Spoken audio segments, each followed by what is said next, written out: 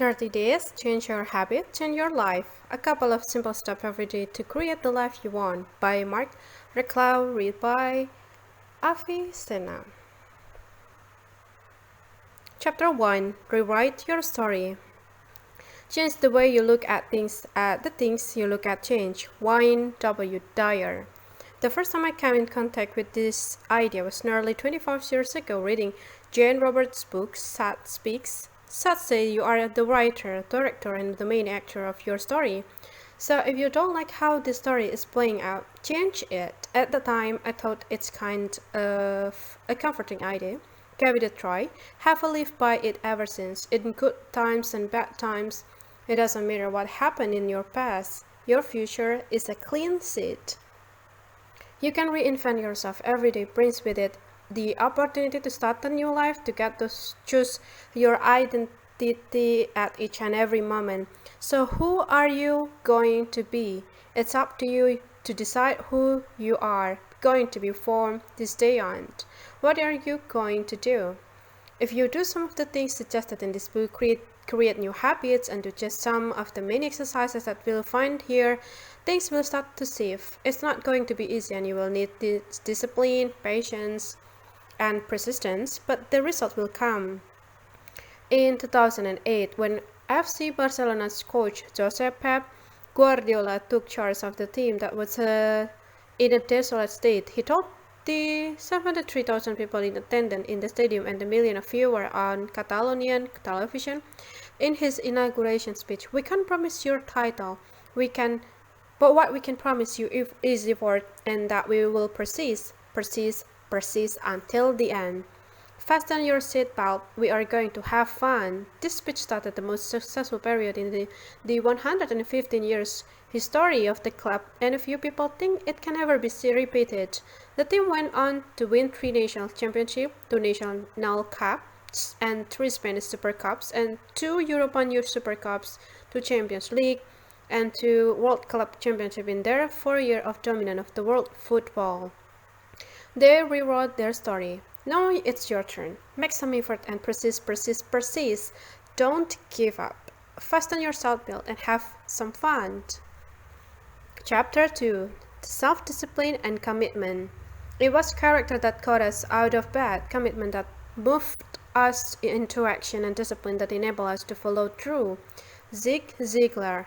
If you cannot do the great things, do small things in a great way. Napoleon Hill. This is one of the first chapters because it will be the foundation of your future success. Your way to success and happiness is deeply connected to your willpower and commitment.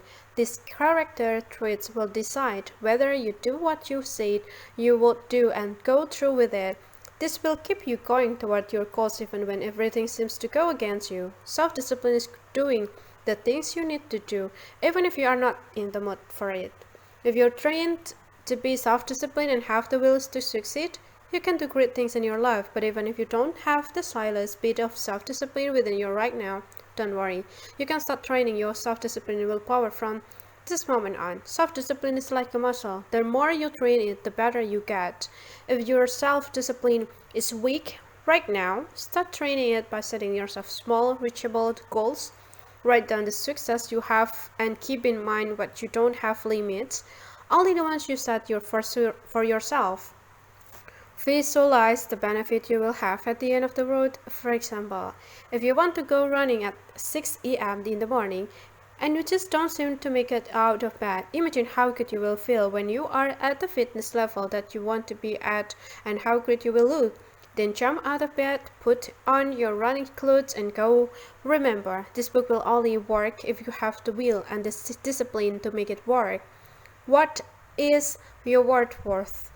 Take your commitment seriously, because not keeping your commitment has the terrible consequences.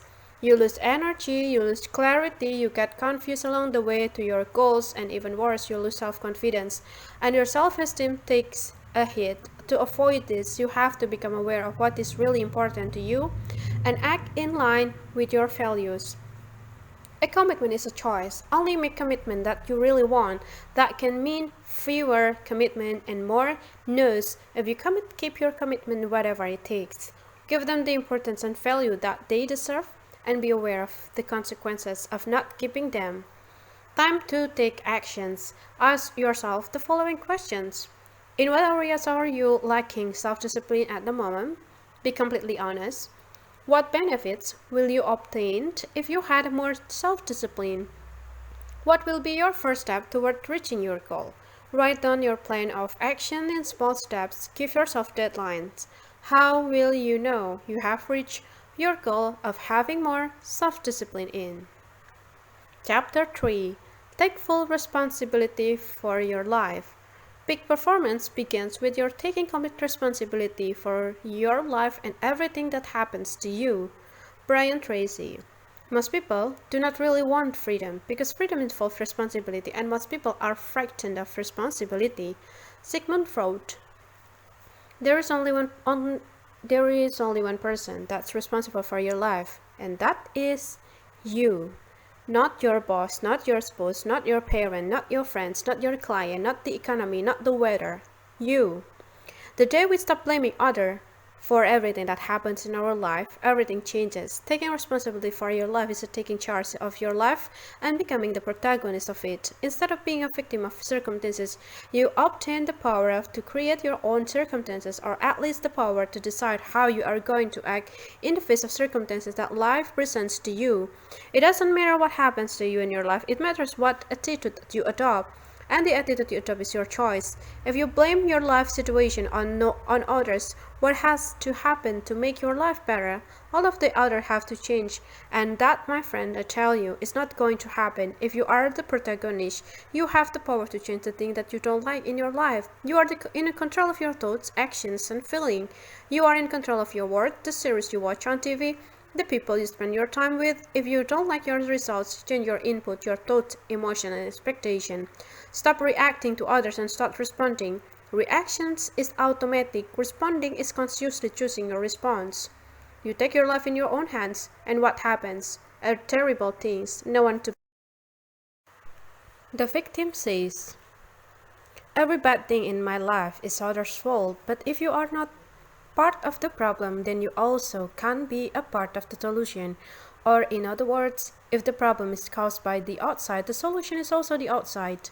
If you are coming in late to work because of the traffic, what has to happen so that you can get to work on time? Traffic has to disappear magically, because as long as there is a traffic, you will always be late. Or you can act like a protagonist and leave home on time. Then it depends on you. So once again, even if you don't have control over the stimuli that environment sends you continuously, you have the liberty to choose your behavior in facing the situation. The person with a victim mentality only reacts, is always innocent, and constantly blames others for his or her life situation, while using the past as justification and putting their hope on a future which will miraculously bring solution to the problem, or a change in others who are causing the troubles. The protagonist knows that he or she is responsible, chooses to stick with the behavior, holds himself accountable. He uses the past as valuable experience from which to learn, live in the present, where he sees constant opportunity for change, and decides and goes after his future goal. The most important question is, who will you choose to be? By your actions when life presents you with the circumstances. Gandhi said it very nicely. They can't take away our self-respect if we don't give it to them. Internal and external dialogue. Focus. Reactive responsibility, victim. Proactive responsibility, protagonist. I depend on external factor. I can change anything. Life happens to me. Protagonist. I initiate change. Life happens, but I choose my behavior. Outside of me focuses on excuses. Crisis, age is not a good time. Protagonist. Inside of me. Options and power of choice. Success depends only on me. Like I can change the job. Problems. Victim. Focusing on problem. Everybody does it wrong. I'm right, searching for causes. Protagonist. Focusing on solution. I act where I have control and accept where I don't have control. Luck versus influence. Life is not fair. You can't influence it, it's just a matter of luck. Protagonist. Luck does not exist. Focus on opportunities, create them if necessary. It depends on the work you put into it. Ask yourself the following questions. Who are you blaming for your life or situation right now? Your partner, your boss, your parents, your friends? What would happen if you stop blaming the others for what happens to you in your life? What would happen if you would stop being a victim of the circumstances? Is this comfortable for you, being the victim?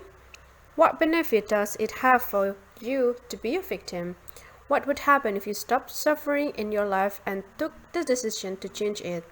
What would you change? Where could you start? How would you start?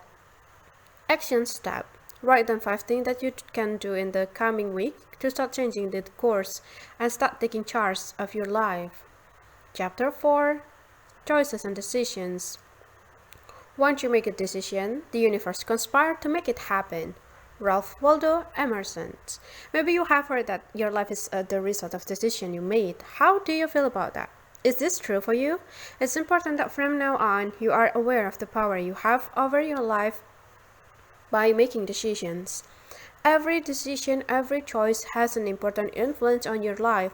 In fact, your life is a direct result of the choices and decisions you made in the past, and every choice carries its consequences. Start making better choices. Remember that you choose your thoughts and even your feelings. The most important thing is to make decision. Whether the decision is right or wrong is secondary. You will also receive feedback that will help you to progress. Once you have made the decision, go with it and take the consequences. If it was wrong, learn from it and forgive yourself, knowing that at that point in time and with the knowledge you had, it was the best and the right decision to take. Your attitude plus your decisions equal to your life. Viktor Frankl was a Jewish psychologist imprisoned in Germany's concentration camp during the Second World War. He lost his entire family except his sister. Under these terrible circumstances, he became aware of what he named the ultimate human freedom, which not even the Nazi prison ward could take away from him. They could control his external circumstances, but in the last instance, it was him who chose how the circumstances were going to affect him. He found out that between stimulus and response, there was a small space in time in which we had the freedom to choose and his responses. This means that even if you may not be able to control the circumstances that life presents to you, you can always choose to respond in facing those circumstances, and by doing so, have a huge impact on your life. In other words, what hurts you or what hurts us is not what happens to us, but our response to what happens to us. The most important thing is how we respond to what happens to us in our life, and that is a choice. Do you want to be healthier? Make a better choice about food and exercise. Do you want to be more successful?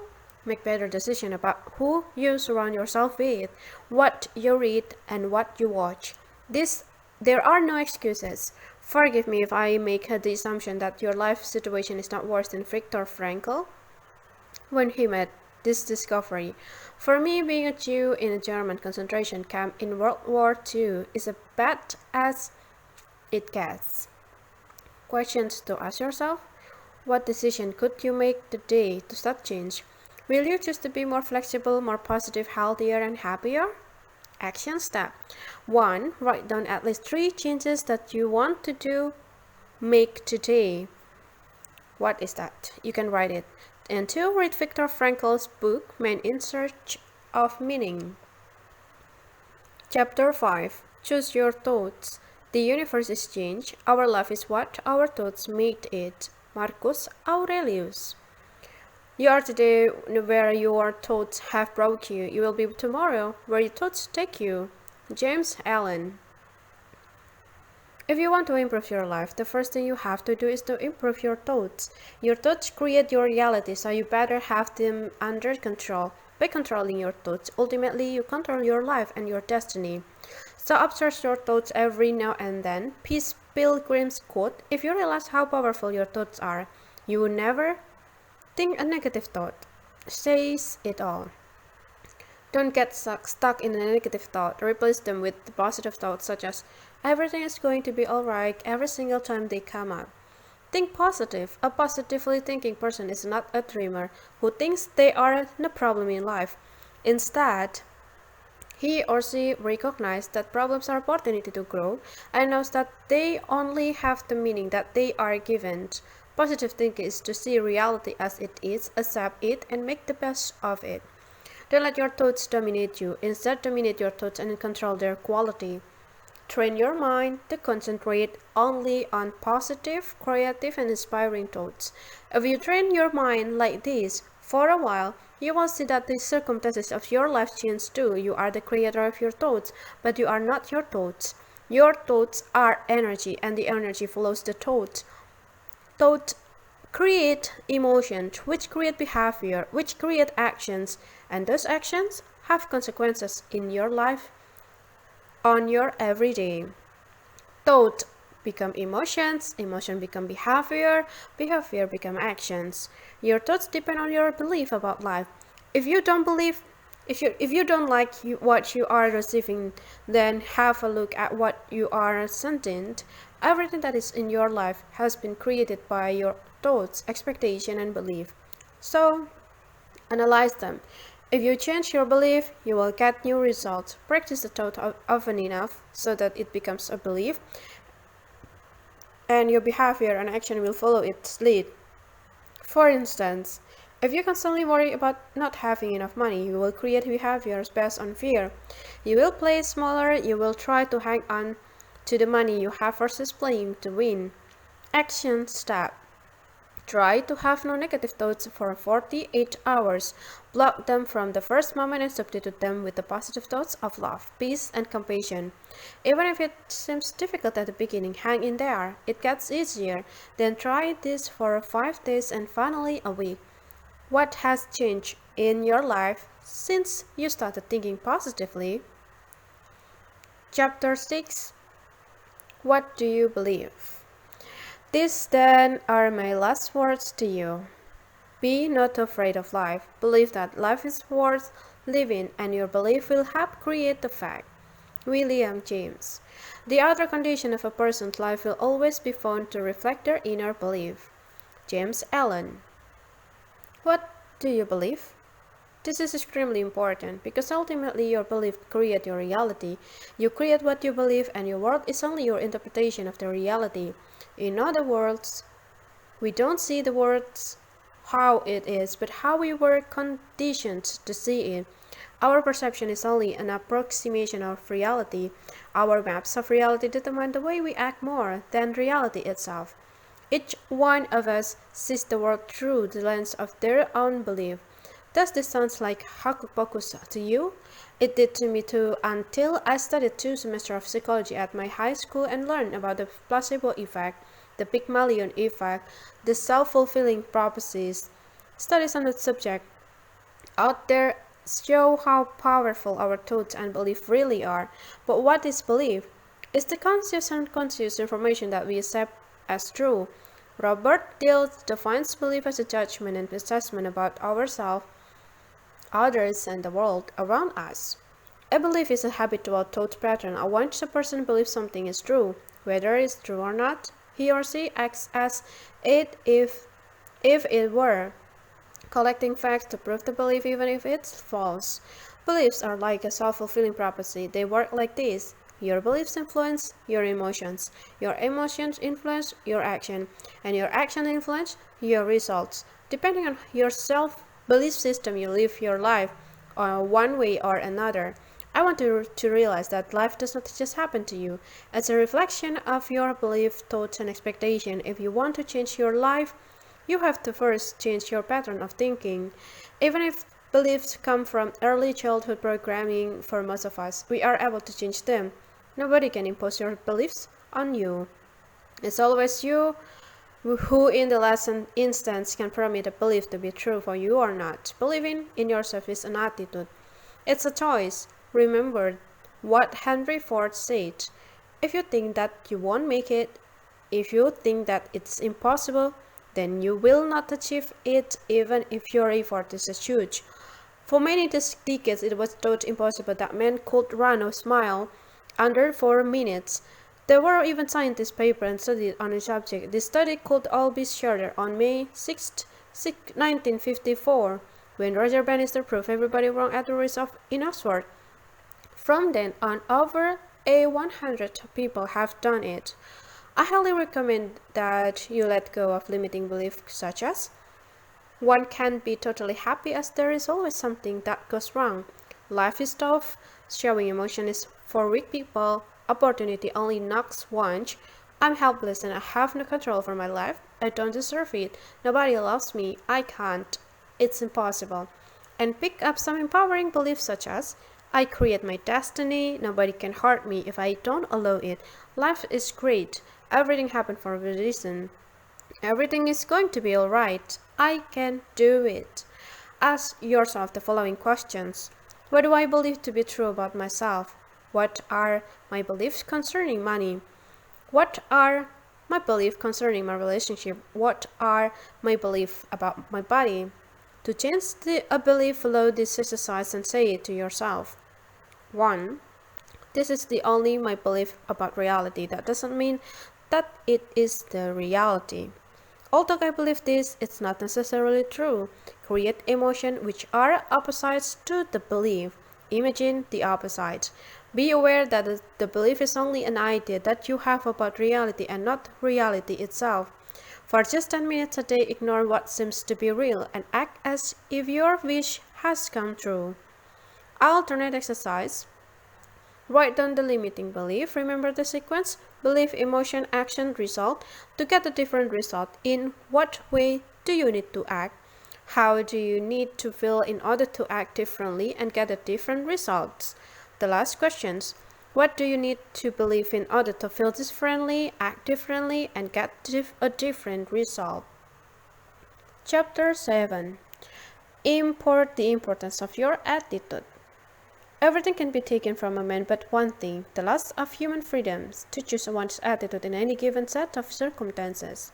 Viktor Frankl. Your attitude is crucial for your happiness. It can change your way of seeing things dramatically and also your way of facing them. You will suffer less in life if you accept the rules of the game. Life is made up of laughter and tears, light and shadow. You have to accept the bad moment by changing your way of looking at them. Everything that happens to you is a challenge and an opportunity at the same time. Look at the positive side of things in life. Even in the worst situation, there is something good hidden in every bad, although sometimes it takes some time to discover it.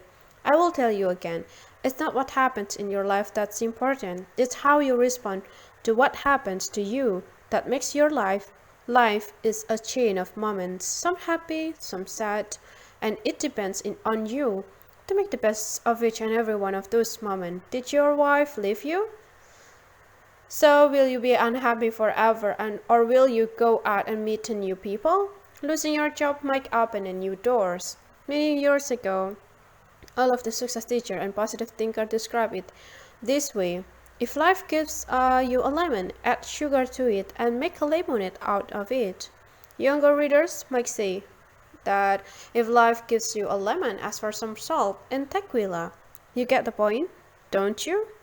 For example, some healthy attitudes are: allow yourself to make mistakes and learn from them. Admit that there are things you don't know. Dare asking for people and let other people help you. To differentiate between what you have done in your life until now and what you want to do a better still. Will do from now on. Action step. Think of a negative situation and turn it around. Chapter 8. Perspective is everything. The optimist is the donut, the pessimist is the hole. Oscar Wilde.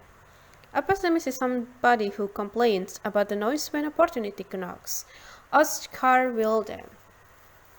William Shakespeare said, "There is nothing either good or bad, but thinking makes it so." Put things into perspective. The closer you are to the problem and the more in front of it, the less you see. Step back and get a more global view of it, understand how you feel faced with the problem, and evaluate the real importance of it. Even seeing the problem as a challenge will be helpful. Every negative experience in your life has something good in it. Search for it. If you get into the habit of always searching for the good in every situation, you will change the quality of your life drastically. Experiences themselves are neutral until we start to give them meaning. Your vision of the world and your perspective decide if something is good or bad. What may be a great tragedy to you could be a wake-up call for me to take my life into my hands and thrive. In coaching, we use what is called reframing to change the perspective that the client has of an event. One of my favorites is changing failure to feedback or learning experience.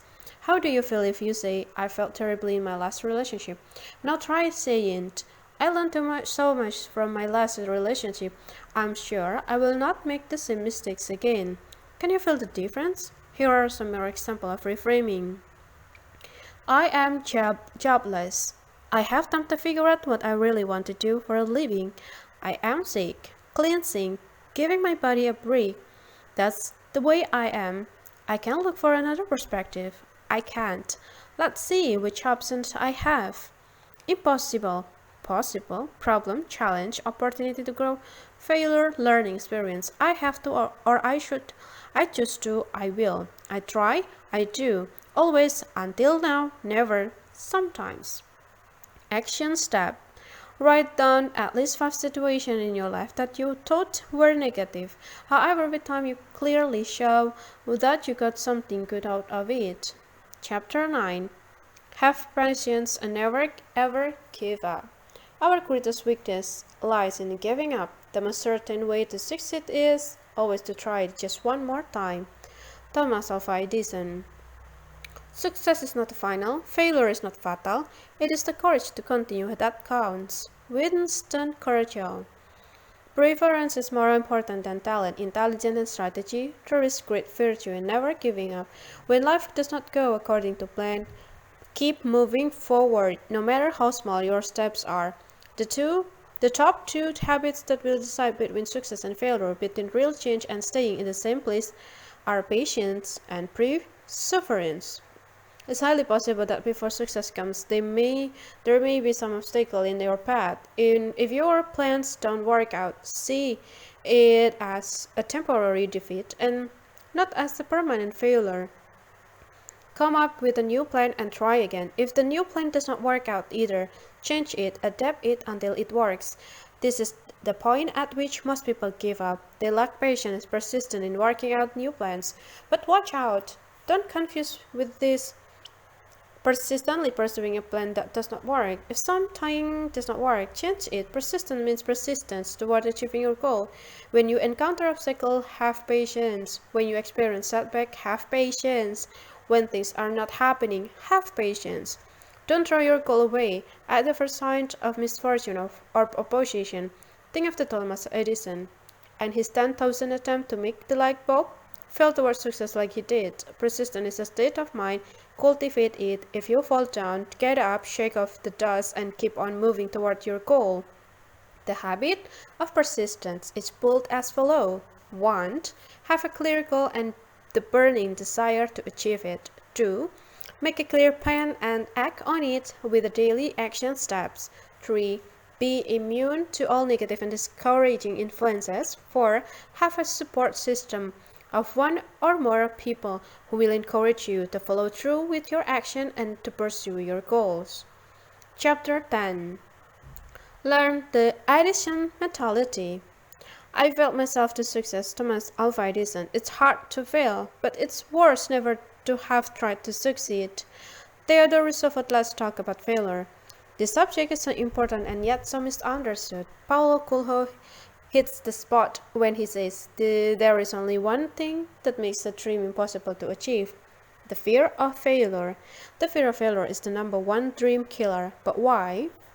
Why are we so afraid of failure? Why can't we see it like a Napoleon Hill, who indicated that every adversity, every failure, every heartache carries with it the seed of an equal of a greater benefit. Or in other words, how would our life change if we could see failure exactly like Napoleon Hill did? Why not see it as a learning experience that is necessary for growth and which provides us with information and motivations? What would happen if you could fully embrace the idea that in reality failure is a sign that points toward progress? Learn the Edison mentality. Edison himself said things like, I will myself to success, or I have not failed, I have just found 10,000 ways that won't work. This is what enabled him to bring many of his invention to us. The man just didn't give up. Accept your mistakes as feedback and learn from them. Luckily, as kids, we didn't have the mentality which many of us have adopted as adults, because we didn't then many of us wouldn't know how to walk. How did you learn walking? By falling many times and always getting up again.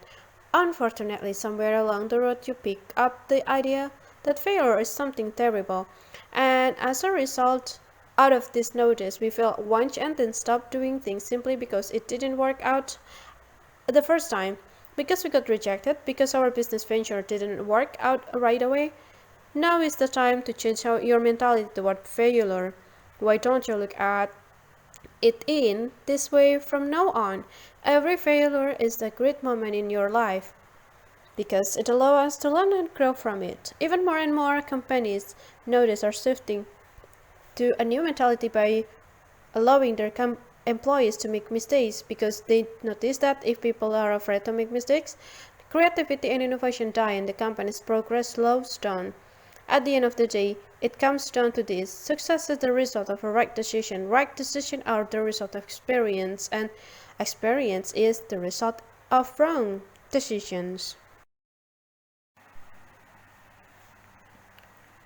Here is a story of a famous failure that literally fell his way to success. Lost job.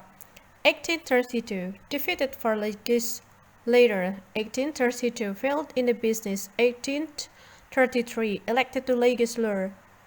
1834. Sweetheart and rattle died.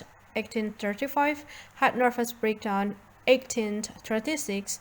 Defeated for speaker. 1838. Defeated for nomination for Congress. 1843.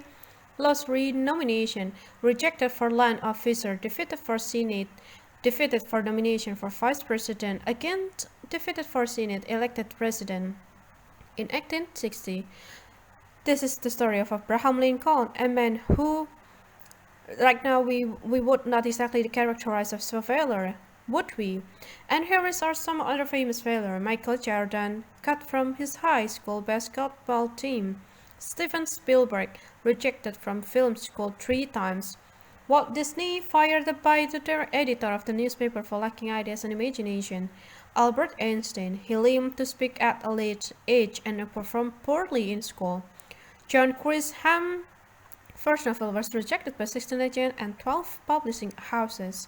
J.K. Rowling was a divorced single mother on welfare while writing Harry Potter. Stephen King, his first book, Carrie, was rejected 30 times. He threw it in the trash. His was retrieved from the trash and encouraged him to try again. Oprah Winfrey, fired from her television reporting job as not suitable for television. The Beatles, told by a record company that they have no future in show business. Answer the following questions. Have you had any failure in the last years? Yes. What did you learn from it? Maintain my emotion and responsibility. What was the positive you got out of it? I can spend a lot of time with my mother before she died. Chapter 11. Get comfortable with change and chaos. Be willing to be uncomfortable. Be comfortable being uncomfortable. It may get tough, but it's a small price to pay for living a dream. Peter McWilliams. The way to success goes through change and chaos. For personal growth, you have to be in a constant state of feeling slightly uncomfortable. Get into the habit of doing things that others don't want to do.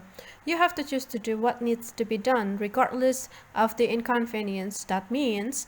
to forgive instead of holding a grudge, to go the extra mile instead of saying it can be done, to take 100% of responsibility for your behavior instead of blaming others. Most of us think that to change our life, we have to make huge changes, and then we get overwhelmed by the hugeness of the task and end up not doing anything and get stuck with our old habits. The answer is baby steps. Start changing small things which don't require a big effort, and those small changes will eventually lead to bigger changes. Start changing your way to get to work, the restaurant you are having lunch at, or meet new people. Action step. Do something that makes you feel slightly uncomfortable every day. What will you change tomorrow? Your daily routine? Exercise? Eat healthier? You can choose one of them, or you can do all of them. Chapter 12. Focus on what you want, not on what you lack. It is during our darkness moment that we must focus to see the light. Aristotle Onassis. The number one reason why people are not getting what they want is because they don't even know what they want. The number two reason is that while they are telling themselves what they want, they are concentrating on what they don't want, and what you are concentrating on expand. Remember to focus on what you want from now on. Where is your focus? On the positive or the negative? On the past or the present? Do you focus on problem or solution?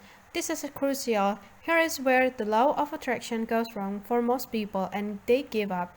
They say, I'm attracting money, I am prosperous, but at the same time, they focus most of their time on the bills they have to pay, on the money that goes out, on the fact that they are not earning too much. So what happens? They attract more of the things they don't want. You will attract more of what you focus on. Your energy will flow into the direction of your focus, and your focus determines your overall perception of the world. Focus on opportunity and you will see the more opportunities. Focus on success and success will come to you. Use the following questions to change your focus. How can I improve this situation? What can I be thankful for? What is great in my life right now?